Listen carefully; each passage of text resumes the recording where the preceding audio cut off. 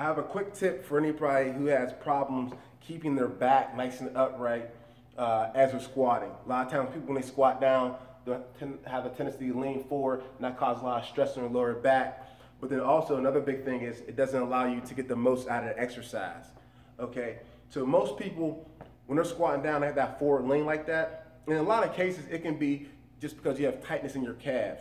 I know you probably wouldn't correlate tightness in your calves can lead to you leaning forward like that, but your body always has to find a center of gravity and that balance. And because there's a lack of flexibility in your calves, when you squat down, it's not stretching out in your ankles like it's supposed to be. It doesn't allow for you to sink your hips to keep your chest upright. So in order for you to squat down, as you're bending, that lack of flexibility in the ankles is going to stick your butt there, and you're going to start going forward.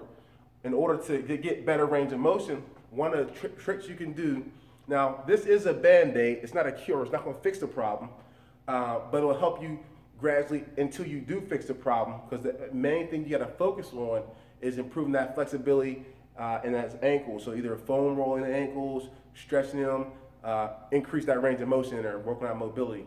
So what you can do is, in the meantime, is get two 10-pound dumbbells, 10-pound weights, kind of thick, and what you're going to do is you're going to slide them. Here are an example of the two 10-pound weights. As you see, there's a little bit of thickness to them. That's the main thing. It doesn't necessarily have to be a 10-pound, but you want something that has some thickness to it. So that way you can put your feet underneath there.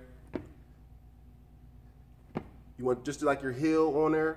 Most of your foot is off of there. You want your heel on there. This is going to allow for that better range of motion when you squat down to sink your hips to get a lot deeper. But it's also going to help you to keep your chest up as well. This is a corrective warm-up that can be used prior to doing squats, and you can do the exact same thing while you're squatting by putting the weights underneath your heels of your feet. As you notice, he's able to squat down and keep his chest up. If I gave you the example of him doing without it, he would lean forward drastically. But having that weight underneath his heels allows him to squat down, keeping his chest up, having good form, and he's able to use his glutes more. So make sure you squat down, chest up, and squeeze the glutes at the top. So there you have it. By sticking those weights underneath your heels while you're squatting, like I said, keep the majority of your foot off the weight. You want just the heel in there because that's going to allow you to go down. This will help you keep your chest up. And because it's going to help you keep your chest up as you're squatting down, it's going to allow you to use your glutes more, because remember, your body always has to find balance. So if you're squatting down, you're going forward like that, that puts a lot more pressure on your lower back. If you're squatting down, keeping your chest up, then that means you're going to use your glutes. So this makes you more athletic and more explosive as well. And also, this is really good for women who want to focus on increasing that, strengthening that muscle of their glutes. A lot of times women say, hey, I want to get my butt bigger, things of that nature.